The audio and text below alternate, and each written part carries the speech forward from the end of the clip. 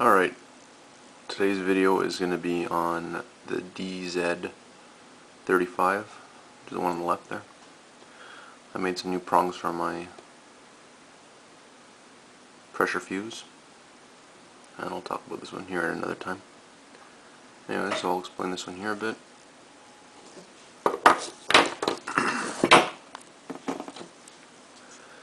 This is a fuse I picked up from eBay.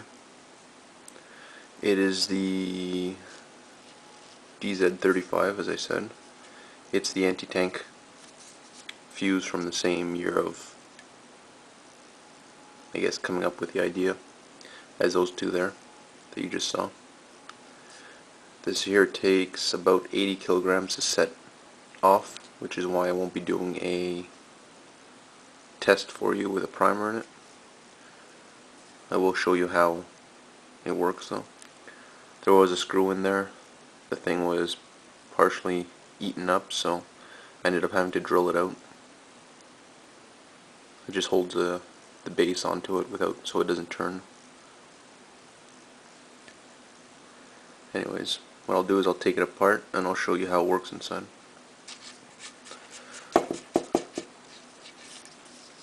Unscrews.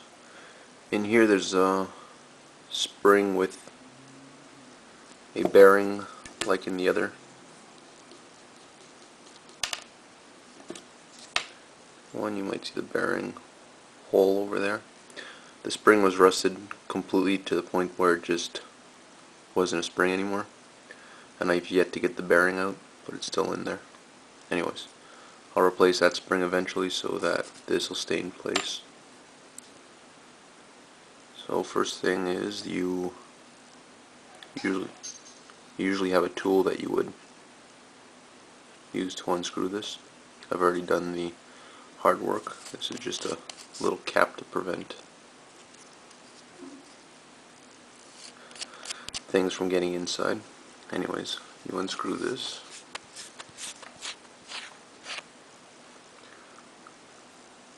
As you see, it's much bigger than the other one I showed. Then I could push this out.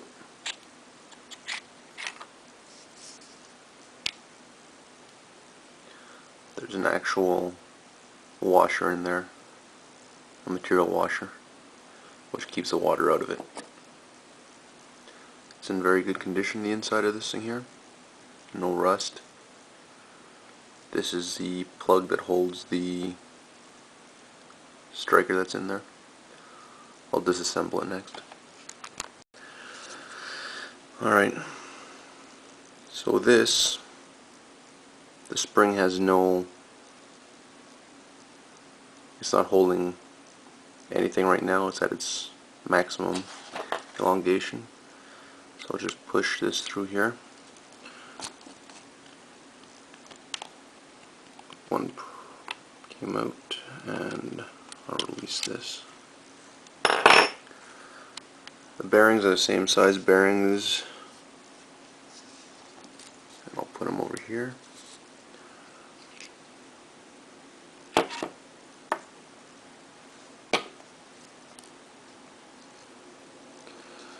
And he's got the same kind of striker as in the pressure one that you had there.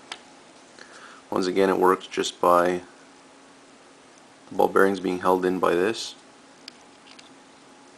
which goes over here. And you see in there's a ring. It's hard to see, but yeah, there you go. It sits in there like that. When you've got 80 kilograms, it overcomes the pressure, moves in, the bearings are able to escape, and it fires the pin there, or the striker, into, normally there's a cap here, primer.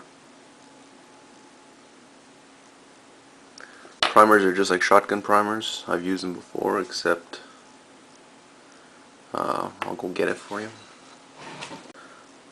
Alright, that there is a primer. As you see, it's completely covered, which means it's not two parts that are visible like a regular shotgun primer today. It prevents the centerpiece from flying out which happens to me often with the other fuse whenever I fire it, and it could damage the inside of the fuse if you're not careful. Anyways, that's how an original one is. That is the original one from the pull fuse that I have on the side here. Came out of this. This one here, as I said, same thing, just a little more beat up. Alright, assembling this is a bit more of a pain in the butt because you've got to work through the spring here. So it's a little iffy.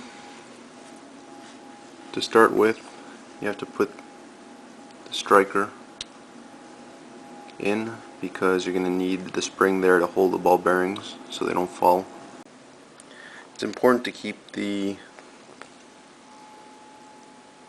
bearings as flat as possible so they don't fall out like that.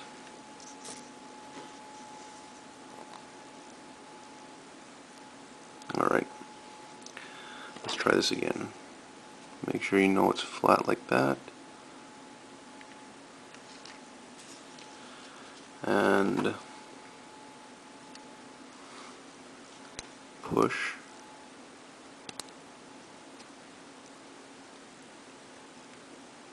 And that's in now. Don't know if you saw that very well, but you push it till it doesn't move because the bearings are in the way. It's got to be sideways so the bearings don't fall out when you release. But then you slowly push this outwards, and you'll feel the bearings give way a little bit. They'll move outwards, but since they're horizontal they shouldn't fall out. You'll feel the thing give, and then once it gives, you'll be able to push this back over the ball bearings, and that's how you rearm this. Putting it back together is pretty simple also. Make sure you have all your parts. Push that through. This, you could engage the threads without any force against the spring, which was my first fear when I got it. The rest, why they have this, is because you have to go against the spring. So we're just going to leave it like that because it's harder to take apart when it's right to the top. Screw this back on.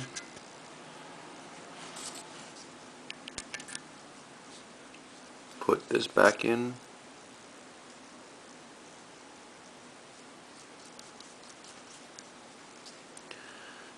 And that's a reassemble one. This is just a washer that goes under here. Provide a seal so nothing goes through. So this is an assembled anti-tank fuse, and I don't know if I'll be able to do it. Just to give you an idea, I'm putting quite a bit of force here, and I'm getting it just to move a bit. Anyways, so as you see, as soon as you put pressure on it, a lot like the one here,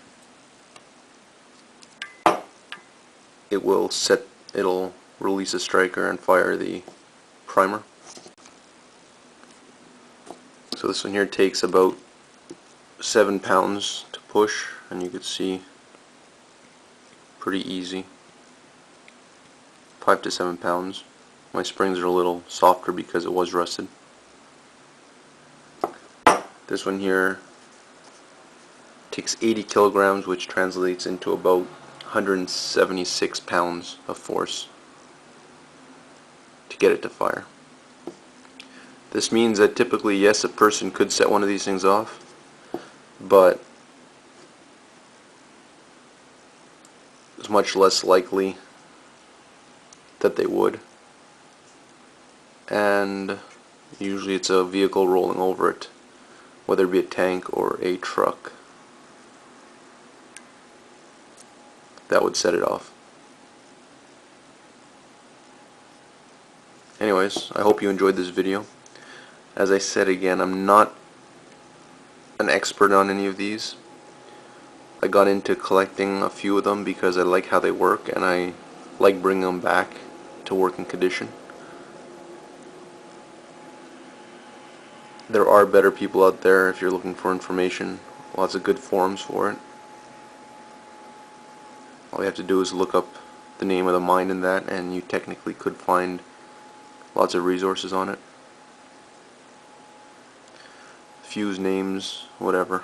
As you see, there's a bit of corrosion on here. DWX, which I don't know what factory code that is, and made in 1941. It's missing the two split rings on it, but everything else is in excellent working condition and it's in pretty good shape. Anyways, hope you enjoyed this. Thanks for watching. Please comment if you have any questions. Thanks again.